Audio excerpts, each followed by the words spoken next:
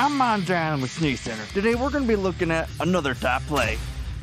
Boom! What an outstanding maneuver here. Now this is what we in the business call the dab. It's a super relevant move used by all the kids that are still used today, and what it does is it covers your face real good. It's gonna put up a little confetti. Amazing. This is the kind of stuff we want to see on SPEN Center. I'm Mohn Jadden, and this has been the top play.